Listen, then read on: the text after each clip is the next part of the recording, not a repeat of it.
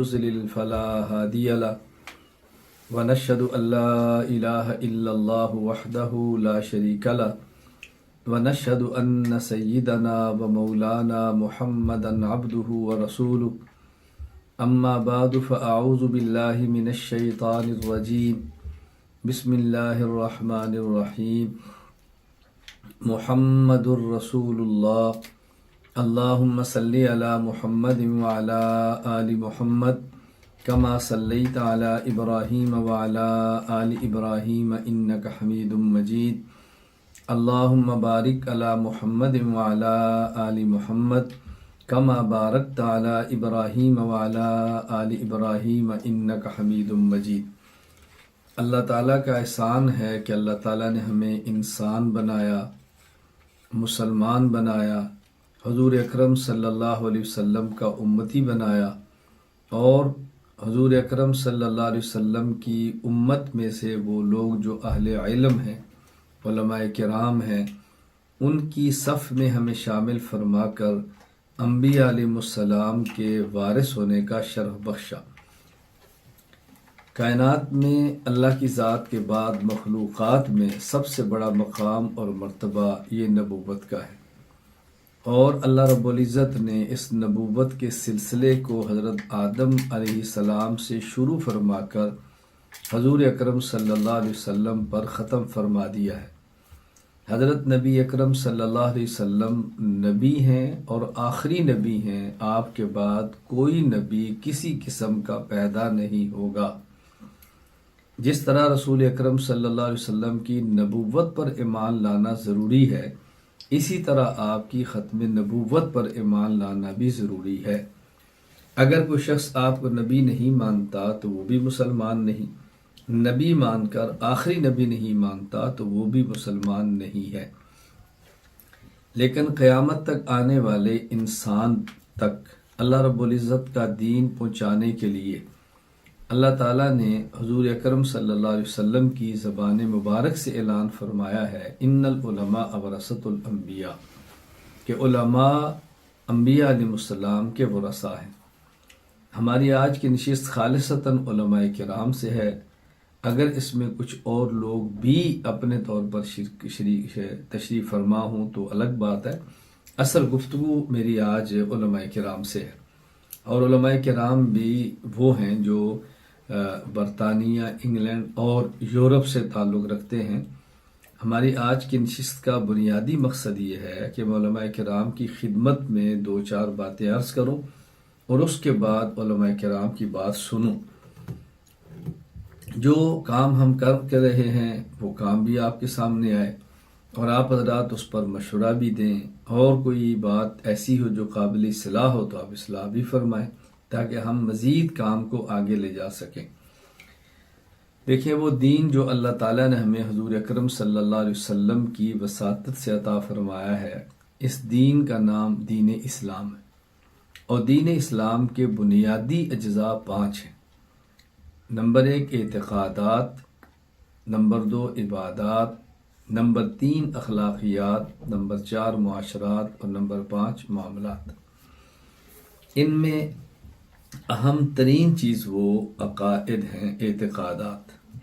یعنی آپ اندازہ فرمائیں کہ عقائد اتنے اہم ہیں کہ اگر کسی شخص کے عقائد درست ہوں اور اس کے نامہ اعمال میں ایک بھی نیک عمل نہ ہو تو میں اللہ کی قسم اٹھا کر کہہ رہا ہوں وہ جنت میں ضرور جائے گا۔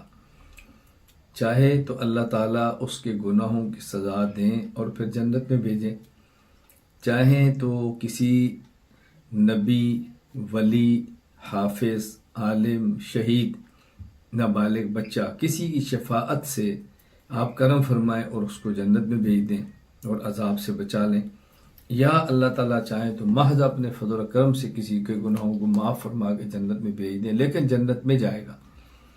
اور اگر کسی شخص کے عقائد درست نہیں اور اس کے نامہ اعمال میں ایک بھی گناہ نہیں، تمام نیک اعمال ہیں، تو خدا کی قسم یہ ہرگز جنت میں نہیں جا سکتا، جنت کی خوشبو بھی نہیں سونگھ سکتا، جنت بھی ہوا بھی نہیں اس کو ملے گی۔ آپ اسے اندازہ فرمائیں کہ عقائد کتنے اہم ہیں۔ لہٰذا ہم نے جہاں اعمال، اخلاق، اصلاح معاشرہ اور اصلاح معاملات پہ گفتگو کرنی ہے، ان میں سب سے زیادہ اہمیت کے ساتھ ہم نے عقائد پر کام کرنا ہے اور ہم نے عقائد کو ترجیح دینی ہے۔ پھر بات عقائد کی ہے، بات عقیدہ کی نہیں ہے، یعنی ہم نے تمام عقائد پر کام کرنا ہے، خواہ وہ عقیدہ توحید ہو، عقیدہ قیامت ہو، عقیدہ ختم نبوت ہو، عقیدہ عصمت انبیاء ہو، عقیدہ ثواب و عذاب قبر ہو، عقیدہ حیات النبی ہو صلی اللہ علیہ وسلم، جو بھی ہمارے عقائد و نظریات ہیں، ہم نے تمام عقائد کو لے کر چلنا ہے اور تمام عقائد پر کام کرنا ہے۔ ایک عالم ہے اور ایک غیر عالم ہے، دونوں میں کئی ایک فرق ہے۔ عقائد کے حوالے سے فرق یہ ہے کہ غیر عالم کے ذمے عقائد کو سیکھنا ہے، عقائد کو سمجھنا ہے، اور عالم کے ذمے عقائد کو سیکھنا بھی ہے، سکھانا بھی ہے، عقائد کو سمجھنا بھی ہے، سمجھانا بھی ہے۔ پھر غیر عالم کے ذمے عقائد کو سمجھنا ہے، دلائل ضروری نہیں ہے، اور عالم کے ذمے عقائد کو دلائل کے ساتھ بیان کرنا ضروری ہے۔ اب عالم کو چاہیے کہ عقائد پر دلائل بھی دے، اور اگر کوئی اپنے عقیدے پر اشکال پیش کرتا ہے، اس کے خلاف کوئی دلیل پیش کرتا ہے، تو اس کا جواب بھی دے، چونکہ عالم ہے، یہ اس کی ذمہ داری ہے، یہ کسی پر کوئی احسان نہیں ہے۔ پھر یہ بات ذہن نشین فرما دیں کہ میں دیانتداری کے ساتھ یہ بات عرض کرتا ہوں کہ علماء کا عقائد کو جاننا عوام سے زیادہ ضروری ہے۔ کیوں؟ میں اس کی ایک مثال دیتا ہوں۔ اگر ایک شخص مسجد کا امام ہے اور اس کی مسجد میں 1000 مقتدی ہیں جو اس کے پیچھے نماز پڑھتے ہیں، اب اگر اس مسجد کے امام کا عقیدہ درست نہیں ہے تو ظاہر ہے 1000 مقتدی جو اس کے پیچھے نماز پڑھتے ہیں اس کی نماز نہیں ہوگی۔ لیکن اگر مقتدیوں میں سے 100 کا عقیدہ بھی فاسد ہے تو اس سے بقیہ 900 کی نماز پر فرق نہیں پڑے گا، بقیہ 900 کی نماز ہو جائے گی۔ تو اس کا مطلب کہ مقتدی اگر 100 ہوں اور ان کا عقیدہ فاسد ہو، اتنا نقصان دہ نہیں ہے جتنا تنہا امام کا عقیدہ فاسد ہونا یہ نقصان دہ ہے۔ اس لیے امام کے عقائد کا درست ہونا از حد ضروری ہے۔ اب ہمیں خود خیال کرنا چاہیے کہ عقائد اتنے اہم ہیں، لیکن اہم ہونے کے باوجود کیا عقائد پر کام کرنے کے لیے ہماری جماعت موجود ہے؟ عقائد پر کام کرنے کے لیے فرد موجود ہے؟ کیا عقائد پر دلائل دینے کے لیے ہم تیار ہیں؟ یہ میرے سوچنے کی بات ہے۔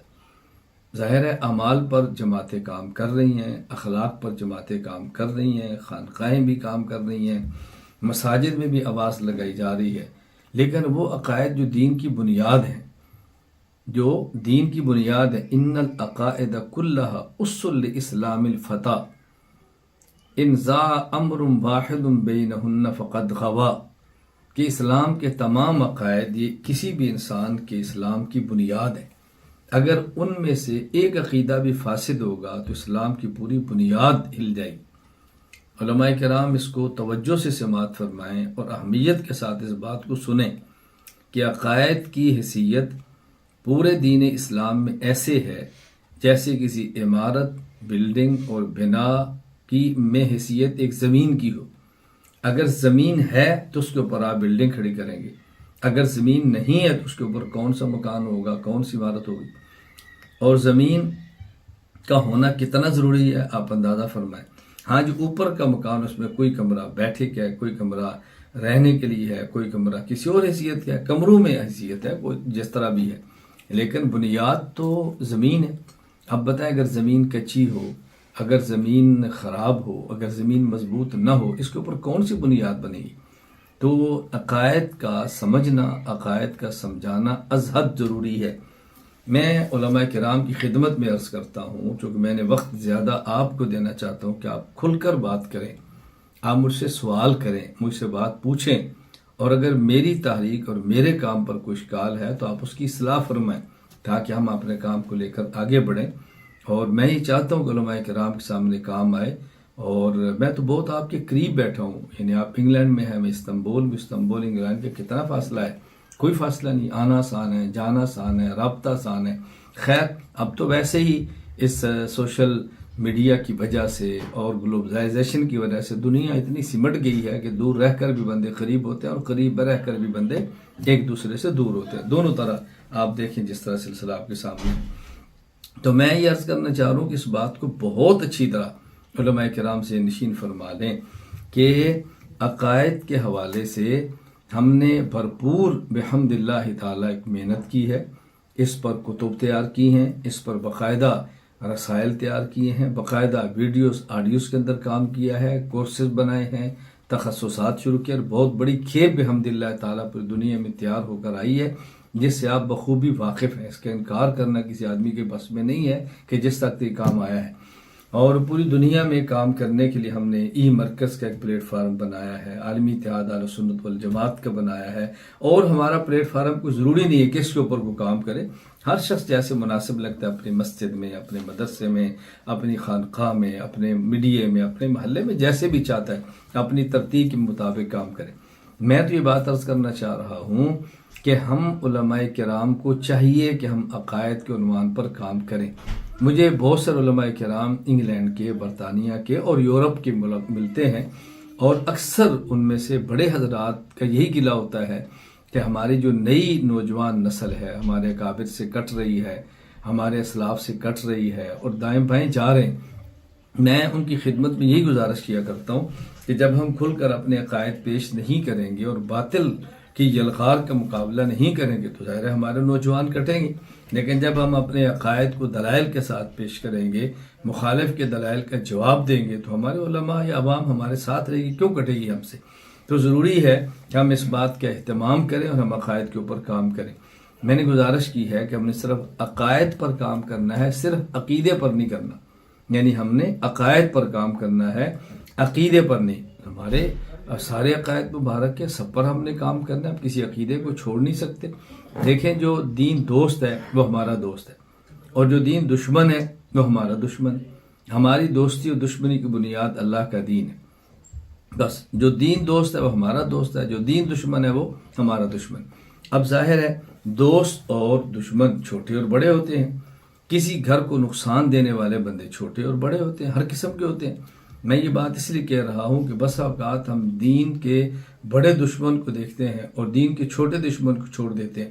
بس اوقات گھر میں ایک چھوٹی سی ماچس وہ پورے گھر کو جلا کے رکھ دیتی ہے، ایک چھوٹا سا کوئلہ پورے گھر میں آگ لگا کے رکھ دیتا ہے۔ تو اس کو ذہن نشین فرما لیں کہ ہم نے ان تمام عقائد پر کام کرنا ہے جو قطعی ہیں، اور ان عقائد پر بھی کام کرنا ہے جو ظنی ہے۔ ظاہر ہے عقائد کی دو قسمیں ہیں، عقائد قطعیہ بھی ہیں، عقائد ظنیہ بھی ہیں۔ جو عقیدہ دلیل قطعی سے ثابت ہو عقیدہ قطعی ہے، اور اس کی بنیاد پر اسلام اور کفر کا فیصلہ ہوتا ہے، اور جو عقیدہ دلیل ظنی ثابت ہے وہ عقیدہ ظنیہ ہے، اس کی بنیاد پر سنت اور بدعت کا فیصلہ ہوگا۔ یعنی ہر عقیدے کے انکار کو اسلام اور کفر کا مسئلہ نہیں بنا سکتے۔ بعض عقائد ایسے ہیں کہ جن کی بنیاد پہ بندہ مسلمان ہوتا ہے اور انکار سے کافر ہوتا ہے، اور بعض عقائد ایسے ہیں کہ جس کے اقرار سے اہل سنت والجماعت بنتا ہے اور اس کے انکار سے اہل بدعت اور اہل ضلالت بنتا ہے۔ تو یہ تقسیم ذہن نشین رکھنا ضروری ہے، اس میں کبھی بھی ہم غافل نہ ہوں۔ اور ایک بات اور ذہن نشین فرما دیں کہ ایک ہوتا ہے ضلالت اور ایک ہے ضرر، یعنی ایک یہ دیکھنا ہے کہ بندہ گمراہی میں کون بڑا ہے یا چھوٹا ہے، اور ایک یہ دیکھنا ہے کہ دین کو نقصان دینے میں چھوٹا کون ہے اور بڑا کون ہے۔ ہم عام طور پر ضلالت کو مد نظر رکھتے ہیں، ضرر کو مد نظر نہیں رکھتے۔ یعنی ہم یہ تو دیکھ لیتے ہیں کہ دین کے اعتبار سے ضال اور مضل گمراہ کون ہے زیادہ، ہم یہ دیکھ لیتے ہیں، اور اسی طرح ہم یہ نہیں دیکھتے کہ دین کو نقصان پہنچانے میں ضار اور مضر یہ بڑا کون ہے۔ اس طرح ہماری توجہ نہیں جاتی، جبکہ اس طرف بھی توجہ کا ہونا از حد ضروری ہے۔ یعنی جہاں ہم نے یہ دیکھنا ہے کہ دین کے اعتبار سے ضال اور مضل کون ہے، وہاں یہ بھی دیکھنا ہے کہ دین کے اعتبار سے ضار اور مضر یہ بڑا کون ہے۔ ہم نے دونوں کو اپنے سامنے رکھنا ہے اور ہم نے دونوں کو نظر انداز نہیں کرنا۔ میں اس کی مزید وضاحت کرتا ہوں تاکہ آپ کو الجھن نہ ہو اور میں بات آرام سے سمجھا سکوں۔ بعض لوگ گمراہی کے اعتبار سے بہت آگے ہوتے ہیں لیکن دین کو نقصان کے اعتبار سے بہت نیچے ہوتے ہیں، اور بعض لوگ گمراہی کے اعتبار سے بہت چھوٹے ہوتے ہیں اور دین کو نقصان پہنچانے کے اعتبار سے بہت آگے ہوتے ہیں۔ مثلا میں آپ کی خدمت میں ایک مثال پیش کرتا ہوں۔ ہماری مسجد میں ہمارے محلے میں ایک ایسا شخص ہے جو غیر مسلم ہے، عیسائی ہے، غیر مسلم ہے۔ اب وہ غیر مسلم ایسا ہے کہ جو ہم نے رکھا ہوا ہے مسجد میں بطور سوئی پر، گٹر صاف کرتا ہے، محلے کی صفائی کرتا ہے۔ اب آپ دیکھیں، باوجود اس کے کہ یہ غیر مسلم ہے، عیسائی ہے، اور ہماری مسجد کا سوئیپر ہے، ہماری مسجد کے بیت الخلاء صاف کرتا ہے۔ اب یہ کتنا بڑا گمراہ ہے۔ لیکن ہماری ہی مسجد میں ایک ایسا شخص ہے کہ جو مسلمان ہے، کلمہ گو ہے، نماز پڑھتا ہے، اور 5 نمازیں ہمارے پیچھے پڑھتا ہے، لیکن اس کی ہر وقت کی فکر کیا ہے کہ یہاں جو مسجد میں لوگ نماز پڑھ رہے ہیں اس میں فتنہ کیسے پھیلائے، اس میں شرارت کیسے پھیلائے۔ کبھی وہ شرارت پھیلائے گا کہ آپ کی نماز نہیں ہوتی، کہ آپ رفع دین نہیں کرتے، حالانکہ رفع دین نہ کرنا سنت ہے۔ کبھی وہ شرارت پھیلائے گا کہ جی آپ کی نماز نہیں ہوتی، آپ آمین اونچی کیوں نہیں کہتے، حالانکہ آمین آہستہ کہنا سنت ہے۔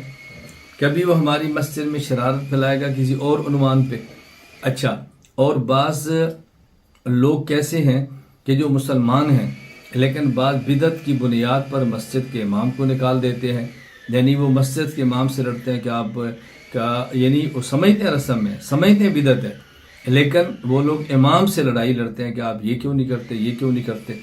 اب امام مسجد کبھی تقریر کرتا ہے ترک رفع دین پہ، کبھی وہ امام مسجد تقریر کرتا ہے آمین بسر پہ، کبھی وہ امام مسجد تقریر کرتا ہے کسی بدعت کے خلاف، کبھی وہ بیان کرتا ہے عقیدہ حیات النبی پر صلی اللہ علیہ وسلم۔ اور ہمارے لوگ کہتے ہیں کہ کفر اسلام کا مسئلہ تو نہیں ہے، اس کا کوئی قبر میں سوال ہونا ہے۔ یہ بات آپ نے کون سی شروع کر دی ہے؟ آپ کسی کفر کے خلاف کام کرو، عیسائی کے خلاف کام کرو، تمہیں کفار کی فکر نہیں ہے، تم اپنوں کے خلاف لگے ہو۔ اب ہم ان کو سمجھاتے ہیں کہ دیکھو، ہماری مسجد کا سوئیپر، بیت الخلاء صاف کرنے والا وہ غیر مسلم ہے، لیکن ہماری مسجد کو نقصان نہیں دے رہا، ہماری مسجد کا اسے فائدہ ہو رہا ہے، نمازیوں کی راحت مل رہی ہے۔ اور یہ مسجد میں آنے والا بدعتی، یہ مسجد میں آنے والا بد عقیدہ، باوجود اس کے کہ یہ مسلمان ہے لیکن ہماری پوری مسجد کا ماحول خراب کر رہا ہے۔ اب ہم یہ کہیں گے کہ یہ جو عیسائی ہے، یہ غیر مسلم ہے، ضلالت میں یہ بہت آگے ہے، لیکن مسجد اور مسجد کے نمازیوں کو نقصان دینے میں اس کا کوئی دخل نہیں۔ اور یہ جو دوسرا مسلمان ہے مسجد میں آ رہا ہے، یہ ضلالت اور گمراہی میں بہت چھوٹا ہے، لیکن نقصان دینے میں مسجد کو بہت آگے ہے۔ اب آپ بتائیں، یہاں آپ زال اور مزل کو دیکھیں گے یا زار اور مزل کو دیکھیں گے؟ تو جہاں زال اور مزل دیکھنا ضروری ہے وہاں زار اور مزل بھی دیکھنا ضروری ہے کہ دین کے لیے خطرناک کتنا ہے۔ بعض لوگ، میں یہ نہیں کہہ رہا کہ ہر غیر مسلم ایسا ہے، میں نہیں کہہ رہا، میں کہتا ہوں کہ بعض لوگ غیر مسلم ہیں لیکن دین کو نقصان نہیں دیتے، اور بعض لوگ مسلمان ہیں لیکن مسجد کے امام اور سب سے رتبائی وہی اس کے خلاف لگے ہوتے ہیں۔ میں اس کی ایک عام سی مثال دیتا ہوں بات سمجھانے کے لیے۔